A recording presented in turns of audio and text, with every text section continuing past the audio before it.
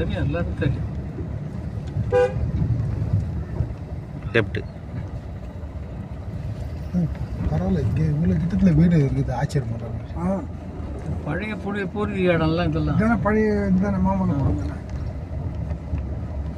சங்கரன் நாங்கள் மாமனார் வந்து சேர்மனாக இருந்தாருண்ணா இதுக்கு பேரூராட்சிக்கு. காங்கிரஸில் இருந்தார் அவர். அப்போ பழையாலாம் காங்கிரஸ் தானே. அப்போ திமுக இப்போ வந்தது தானே.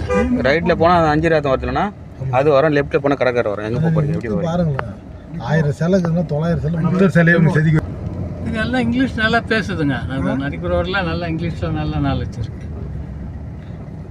வண்டி எங்கன்னா வாரம் கட்டி உள்ளே போய் வேண்டியதான்பா. இதான்பா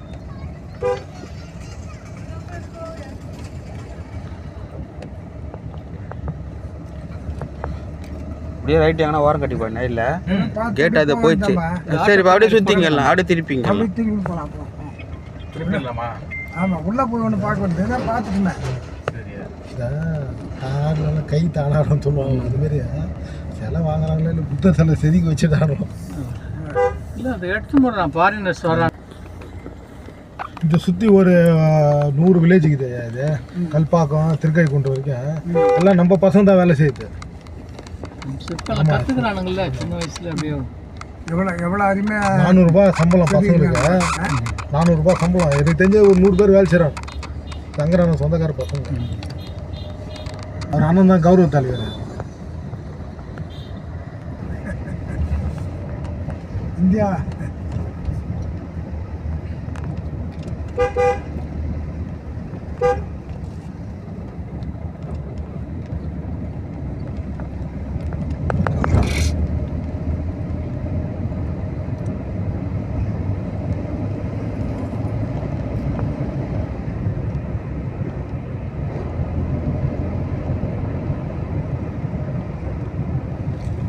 எல்லாம் எடுத்ததெல்லாம் வாங்கியிருந்தோம். ரைட் கட் பண்ணால் பீச்சுப்பா. ரைட்டு.